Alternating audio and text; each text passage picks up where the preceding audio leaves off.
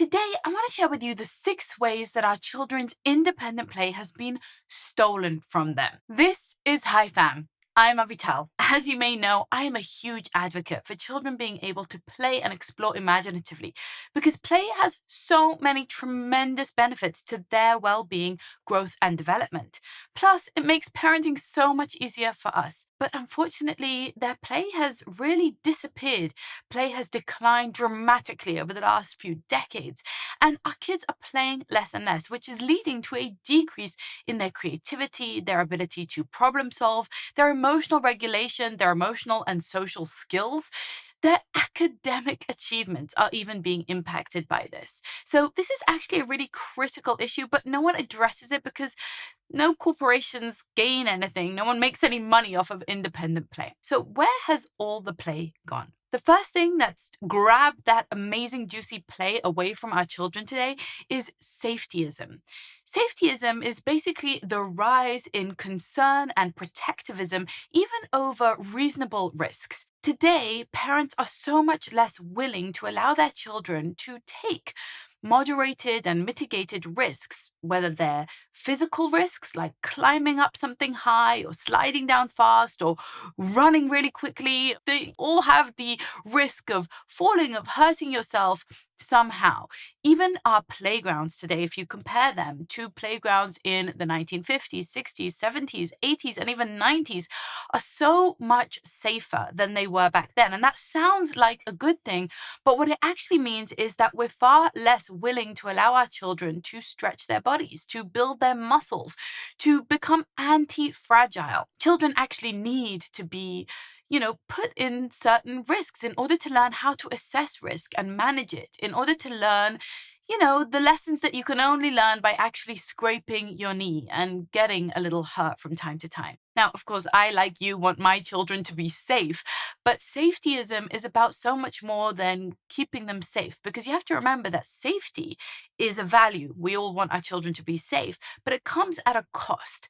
And that cost is being protected from things that are opportunities, that might be opportunities for emotional and social growth, like taking risks in front of a crowd or making friends, but also opportunities for physical growth, like developing our vestibular system, developing our balance, our confidence, our sure-footedness, our core muscles and strength, all of the different things that go into fine and gross motor skill development involve taking certain risks. And they go beyond all of that and into the realm of being afraid of our children being kidnapped, for example, right? That's one of the number one fears of parents today, is that their children will be kidnapped, even though it's a statistically completely negligible risk. It's completely unlikely. I heard a statistic once that you would have to put your child out on your front lawn or the corner of your street for about 1,300 years before they would have a statistical likelihood of actually being kidnapped. That's not to say that it doesn't happen. It's just to say that it's statistically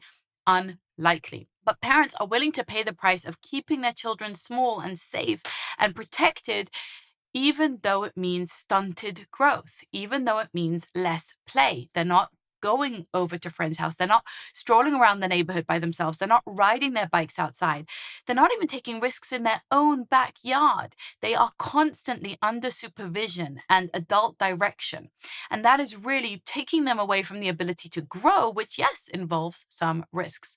So that's safetyism. That's number one. The second thing that's taking our children away from play is tech addiction. Listen, I love tech. It's what's allowing me to give you this message right now, and it's a beautiful and amazing thing, and we certainly use it in my home.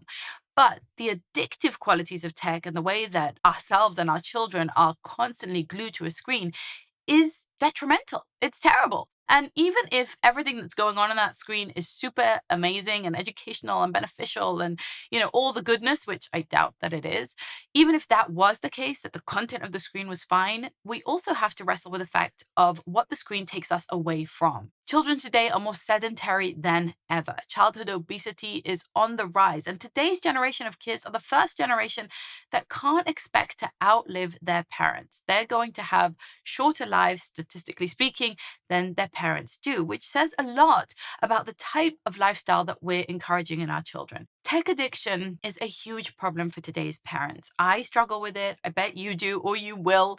And the truth is that children need to be outdoors. They need to be playing with real physical things. They need to learn the properties of physics and chemistry by actually exploring sensorially with their hands.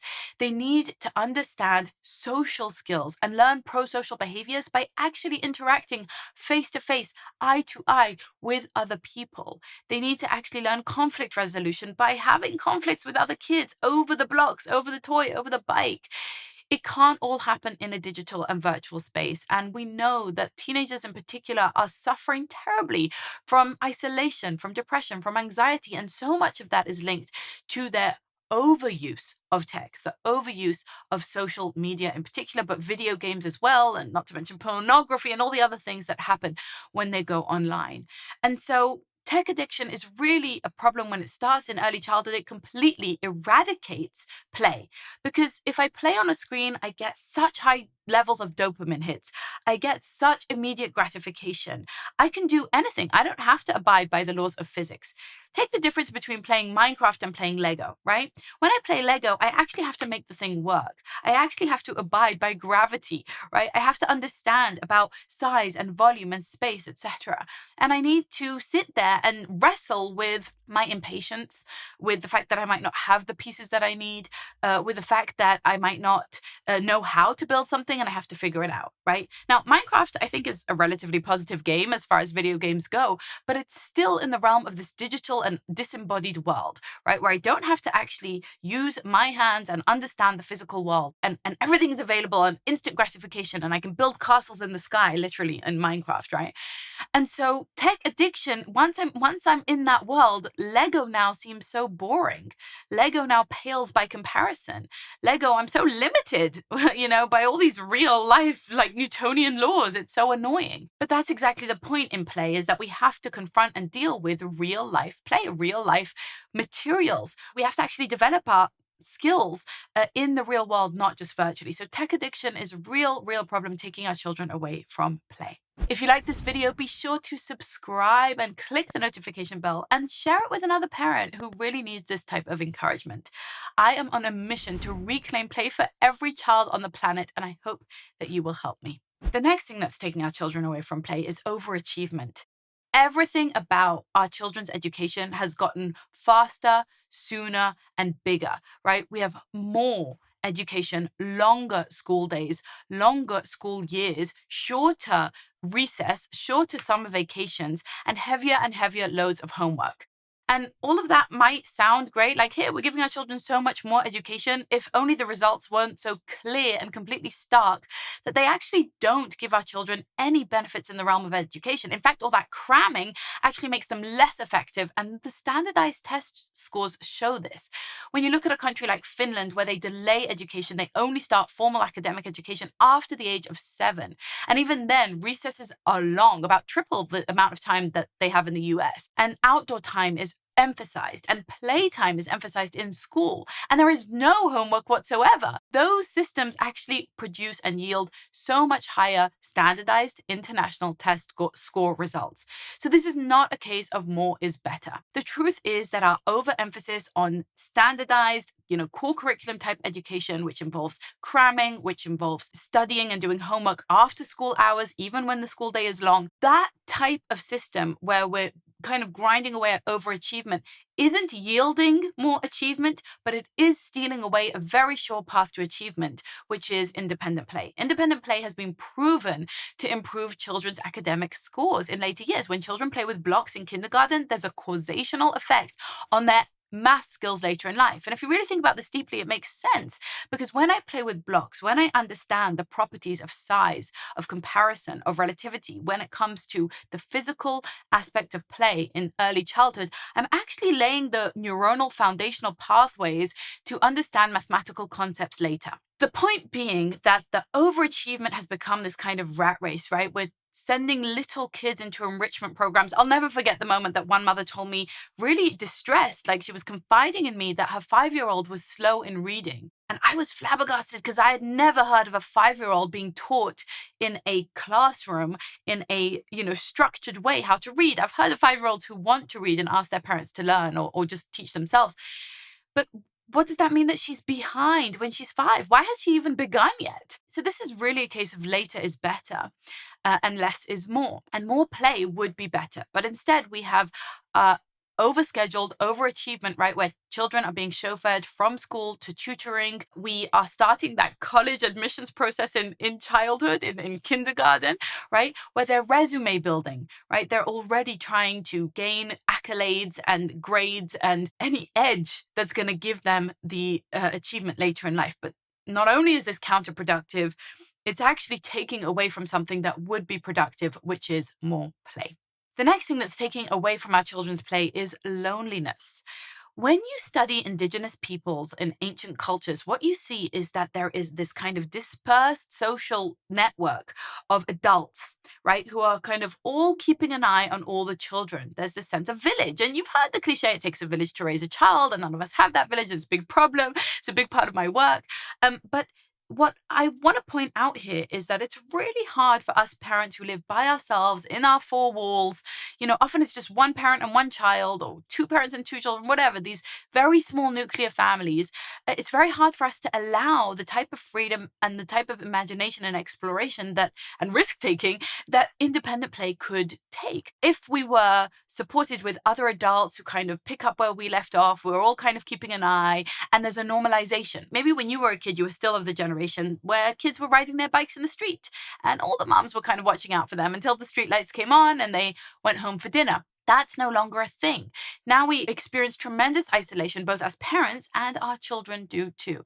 Children learn the properties of play, like how to play, from children who are slightly older than them. They see them playing soccer, they see them playing hide and seek, and they learn, right? And that multi-age group where there's a bunch of kids is so beneficial to them. That's really like the system that all mammals learn from, right? All mammals are meant to be pack animals. We're meant to live in a group where we see how other animals behave and we learn from those who are just a few steps ahead of us. The idea of you as the parent being your child's primary playmate is wrong.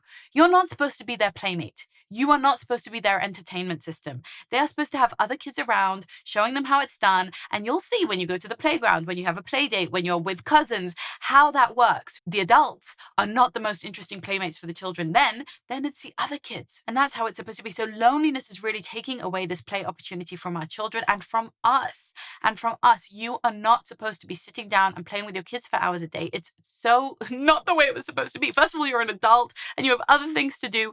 But second of all, what they really need is someone who is just as engaged and excited to play as they are.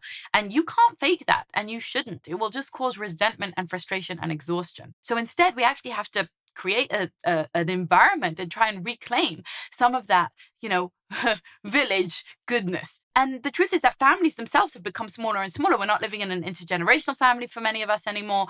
Less siblings around, less kids overall. And so this is something that I really want to help you solve because you really do need to make sure that your child gets this amazing independent play despite the epidemic of loneliness that we're experiencing now. The next thing that's taking away from our children's play is excess. Excess, too much stuff, literally too many things. A lot of parents fall down this, trap, and I totally feel them and I have absolute empathy for it because you are desperate. You want your child to play. You want your child to have the edge. You want your child to be happy. And all these toys promise all these jingly things and flashing gadgets that are going to keep your child busy. They're going to give them the PhD before they're out of diapers. It's going to turn your baby into the next Einstein. And we think, okay, just this toy, just that toy, that's going to lead to play. But the truth is, more toys does not equal more play. It's the contrary, okay? On the contrary, more toys equals less play. It's well documented. It's very obvious. And when you really think about it, you can understand why. Look, if you came to your office one morning and you sat down and you wanted to do some work, but there were 7 computers and 6 printers and 5 phones and 20 scanners and whatever, right? All these different gadgets all over your computer or all over your desk. Would that help you improve your productivity? Would you then sit down and focus in a deep, imaginative flow type way? No. Because you would be so distracted and you wouldn't even know where to begin. Toys are just the tools of play. They're not play, right? Just like your computer is just your tool of work. It's not your work. You have to understand that when children are overwhelmed by clutter and too many things, they play less, not more. They're just overwhelmed and they don't even know where to begin. Actually, a clear surface is the best starting point for play.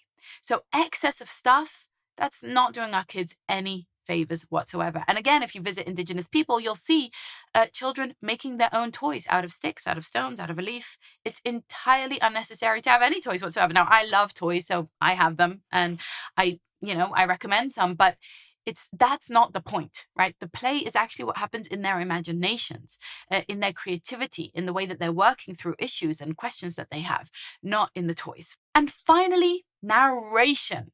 Narration is taking away from our children's play.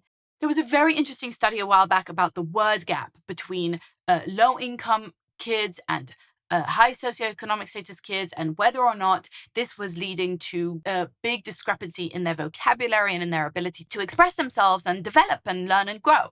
And it's interesting. And what came of that study was the recommendation to speak to your kids all the time. I, like you, want my children to develop their vocabulary. I want them to hear many different words. I want them to hear thousands and thousands of words by the time they're 3 or whatever. Yeah, sure, of course. But the recommendation, the well-meaning recommendation from pediatricians, from nurses and doctors and teachers, to speak to your children all the time is misguided. Because here's the thing that most people don't understand. Independent play is the state of flow. It's the state of flow that Mihai Csikszentmihalyi, the famous psychologist, actually coined, this term of flow, which is where we're sinking in to a deep state of focus and concentration, where we're appropriately challenged, where we're just at the edge of our skills, where we're really rewarded and engaged and happy to be engaged in what we're doing. You might have achieved this state of flow when you're creating, like when you're painting or dancing or singing. You might do it when you're studying something that fascinates you, when you're building something, when you're cooking. There are many different ways of sinking into flow, and it's one of the key indicators of mental health. The more time spent in flow, the higher our mental health, because that is our optimum state. It's kind of a state where we're not inhibited, we're not thinking about what we look like, we don't even remember that we need to pee, we're just so immersed and so wrapped by what we're doing. We're loving what we're doing. That is what play is supposed to look like. Okay. Now, imagine you are deep in a state of flow and you're just so into it and you're totally in the zone. And say you're writing your novel. Okay. You're writing and you're just like, yes. And everything's clicking and the words are coming and it's just flowing out of you and you're deep in that zone. And then suddenly your partner comes in and leans over your shoulder and says, I like the way you wrote that sentence. Ooh, very nice use of grammar. I see that you did good punctuation and I like that metaphor.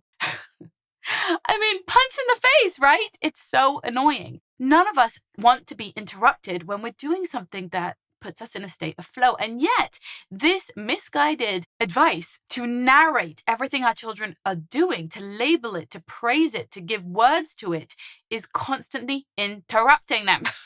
And it's very annoying for them. And eventually, they're just not even going to try, because why play when someone keeps bugging me? So I want you to realize that you do not need to interrupt them. You do not need to interrupt their state of flow, because that actually steals their play away from them.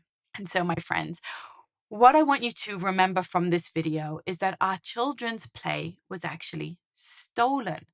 And yes, stolen is an acronym for safetyism, tech addiction, overachievement, loneliness, excess, and narration. Our children's play has been stolen by all of these things, and I am here to help you to reclaim it. Now, if you want a free masterclass from me on how you can start to reclaim play in your home using what you have with the time you've got, and allow your child to sink into that deep, immersive, imaginative play that is so good and juicy for them and also gives you the rest and break that you totally deserve, then go to reclaimplay.com/haven, because this is a free masterclass that I'm bringing you where you will be able to learn exactly how to set your child up for success so that you can get your stuff done while they can play. If culture at large has stolen the play from our children, it is time for us to grab it back and give them their birthright, that imaginative play that childhood is supposed to be built on. See you next time.